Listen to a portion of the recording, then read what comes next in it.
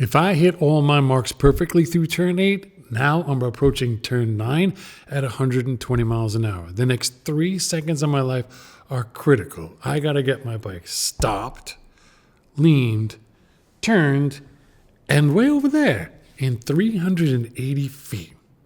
1 second of full braking, 1 second of trail braking, and 1 second to get a 400-pound motorcycle that I'm balancing on top of from here to there at 80 miles an hour. How the hell do you do that? I'll tell you right now. I'm Gogo for superduked.com. Now let's have some fun riding motorcycles fast. I read your comments and I responded to them about my onboard footage with the data sync with it. What a cool way to learn. I even learned some things and it was my footage and my data. So hopefully you did too. Also, I saw your likes. Fist pound, much respect. Because I'm doing my best to help you here, and when you like these videos, you're doing your best to help the next guy. And then together, we all kind of build this community and motorcycling and make it safer and better, and everyone's having a good time. Now, let's talk about how I and you potentially can use braking to turn. How cool is this? So there's a few elements to this conversation, one of which is about force. Like not just force singular, but forces plural. There's lots of forces around us, surrounded when we're riding a motorcycle. Acceleration force and braking force and cornering force. And if you approach your riding in a way that's like, I'm going to throw the bike here and I'm going to throw the bike there, you're creating these forces. You're going to struggle sometimes because the forces that you generate might clash with some of the forces that are already going on. It's better to think of yourself as a manager of the existing forces. 2 is when I say braking, like we're purposefully braking. So we're generating force that we're going to use to our advantage. So we want to try to create a lot of this force, right? So if you're going to brake for a turn and you're like braking in a downshift and a little more braking in another downshift and a little more braking, and 3 hours later you're finally stopped for this turn, you're not going to be able to take advantage of some of the things that we're going to talk about in this video. You need to be a little more aggressive and create more force, more force that you can use, that you can manage. Finally, trail braking. Now, this is a beautiful subject. I love trail braking.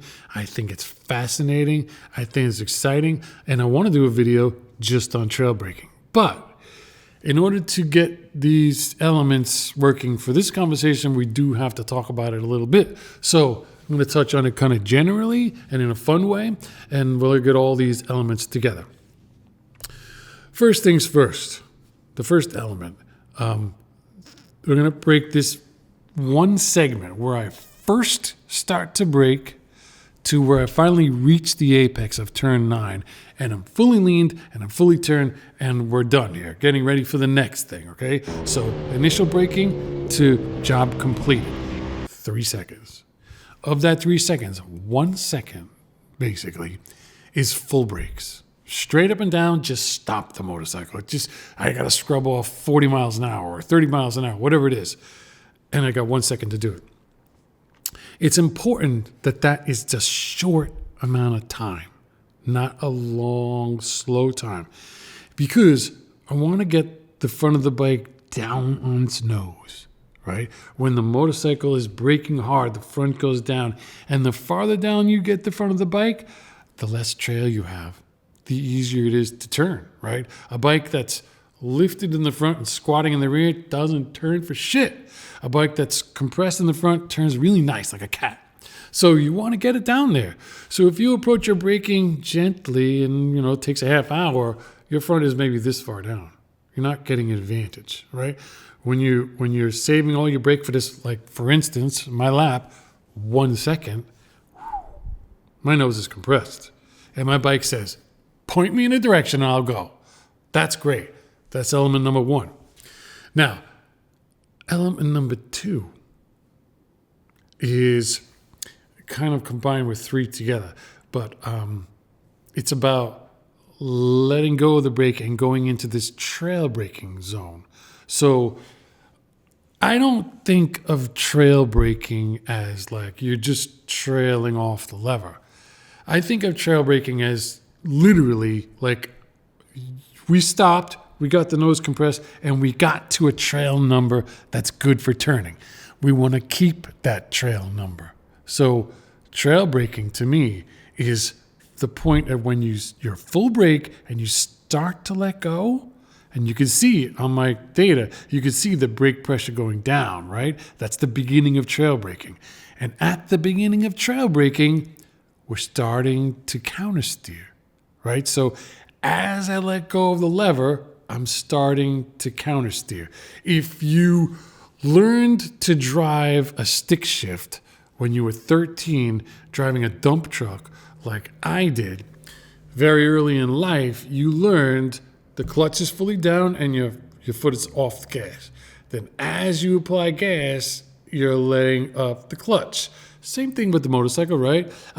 Your throttle's here, your clutch is in, and as you let go of the clutch, you're turning the throttle. And these things are kind of linked with a string or a rope, or somehow they're connected. These two actions. Well, same thing with braking. This braking lever, pulling all the way, as you let go, you countersteer and you initiate a turn. Same thing. So this is the same as this. They gotta be connected. Same thing. I'm braking. As I let go, I countersteer. Whichever direction that they gotta be connected. So why is that? Well, why is this trail braking thing? It's trail braking because we broke really hard and we got our chassis to this attitude. Now we want to let go of the brake as we turn in. And as you let go of the brake, right, you're going to lose all that trail. The bike's going to come up. Not if you're initiating your turn at the same time. So as the braking force eases up, the cornering force comes in.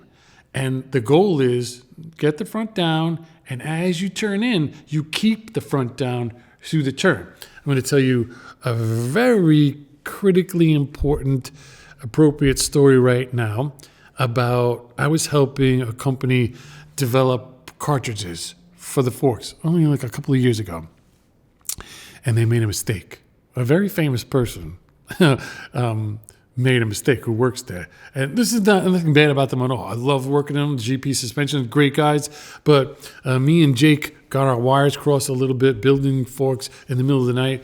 And something happened with the rebound. I don't know whether the valving got mixed up or something, but I got the track and I had no rebound control. Okay, so in the forks I could push in the pits. I could push on the bike and compression was there, but rebound it would just come up. No matter what I did with the clickers, it would just come up. So it's a race weekend. I got to race this bike. I didn't know how bad it was. I just was pushing it on in the pits. So I go ride the bike. On my out lap's fine. Everything seems okay. No problem. Now I'm going to go faster on my second lap. And at Buttonwell, there's this one turn. I don't even know what the cotton corn is. I don't know what it is. Anyway, you approach it really, really fast. You're coming through this left, and then you flick the bike right, and you're diving into this turn that's up a little bit of a crest, and over this rise, right-hander, and then you go on, okay? So you're braking into it, but you're never really like straight up and down braking. It's not like that. It's more like you go from this left, you flick it right, and you grab the lever, and you're kind of trail braking all the way into it, right? So the front comes down, and I'm braking into it, and here I go, and I let go of the lever to swap, right? My cornering is going to replace my braking, and the front is going to stay planted, and I'm going to go up over this rise. With no rebound control, the instant that I let go of that brake to trail brake, the front just went whoop, like this.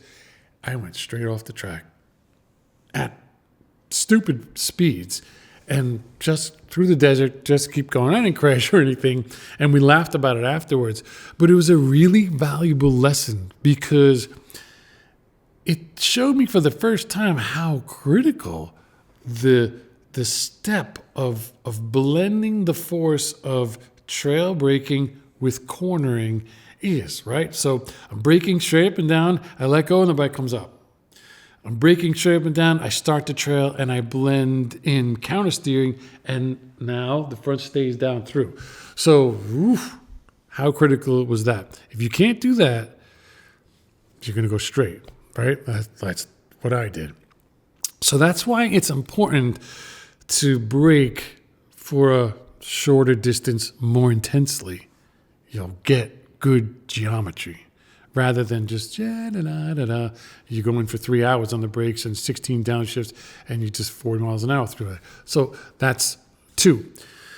3, counter steering.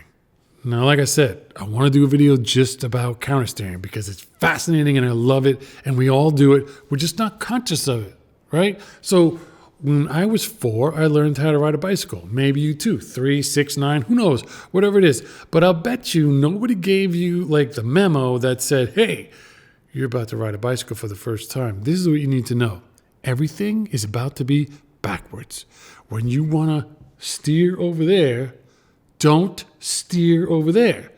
Steer over there instead. If somebody told me that, the whole experience would have been great. But instead, I was like, hey, let's go there. Boom, crash. Hey, let's go there. Boom, crash.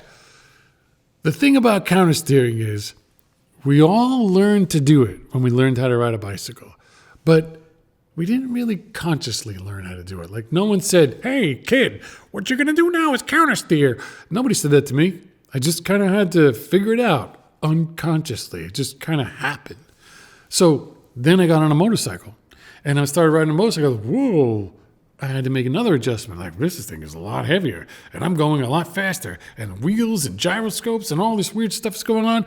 So as I got more used to that, then I just kind of subconsciously was counter steering through that whole experience. Then I met Dale Cordley. And Dale Cordley had a very interesting way of reintroducing me to counter steering. I've heard about it. I've read about it. People talked about it. I try it, but it's more like a trick. In my mind, it was like a trick. Wow, that's cool how that happens. You push this way and it goes that way. Dale said, I want you to go around this track. It was Loudon. This is a million years ago. I was on a ZX7RR. So he says, I want you to go around this track and I want you to only operate this bike. I want you only to steer your bike by pulling on the bars. I don't want you to push on anything. Just only pull. Go into a turn and pull and go do a lap and tell me how it goes. I go for a lap. I go for another lap. I wouldn't come in. I did like 8 laps. And I was so frustrated and angry and like, what the hell? I paid Dale Cordley all this money. He drove all the way up the racetrack. He's working with just me. And I can't do it. I suck. I finally go back to the pit. I'm depressed. I'm like, Dale, man, I can't do it. He says, listen, next time I tell you to do something for 1 lap, do it for 1 lap. You can't do it. You can't ride a motorcycle just pulling on the bars. What are you, a moron? All of a sudden I felt terrible and I felt great. So that was his backwards way of teaching me that you have to push on the bars. You have to counter steer. You have to. And it was his kind of subtle way of saying you need to be more conscious of this. You need to be thoughtful and proactive and conscious. And some of the things that Dale taught me decades ago, I'm still learning from today. Randy Renfro also, same thing. These tips I didn't really understand then, I understand now. It only took me 30 years. So I'm slow. Now, pushing on your bars to counter steer. Why do you need to do that? What is this backwards world all about? Here's what it's about. Anytime you want to change direction, let's say you're an NBA player, a rugby player, a tennis player, whatever it is, the first thing you'll see any athlete do when they want to change direction, like say an NBA player is going this way, and he wants to quickly change of direction because he wants to break the ankles of his defender. Great, famous move, right? This way, what's the first thing the NBA player does? Puts his foot out here. So you're going this way, this way, this way, foot goes out, boom. As soon as that foot lands and is planted, you start pushing off that foot, and now you're going that way. But the first step is get the foot out. Same thing with rugby, same thing with tennis, same thing with motorcycles. So what is countersteering about? Countersteering is about putting your foot out first. It's the first step. It has to be the first step. There's no such thing as turning and then leaning. You first lean, then you turn. So how do you lean first? You steer away, and the bottom of the motorcycle comes out like this, right? If this is your motorcycle, you can think about motorcycling like you lean into a turn, and you lean into a turn. And some people ride like that. A lot of people ride like that, and it's slow as hell. It's not efficient, and you're never going to get anywhere like that. The real way to learn to ride, to ride efficiently, whether it's on the highway, splitting lanes, on a track day, on a race, whatever, is like this. This is the way, this is the way, this is the way. That's the way you operate a motorcycle. And that's what countersteering is about. So when you turn this way, the bottom of the bike goes like this. That's the NBA player. Foot's out. You turn this way, bottom of the bike goes like this. Now you turn this way. Now you start to turn the bars in. Now you're leaning already and you start to go. Turn the bars away, lean, turn the whole motorcycle into there, you go this way. Okay? So it's really everything in the world to understand the very first thing you have to do is that.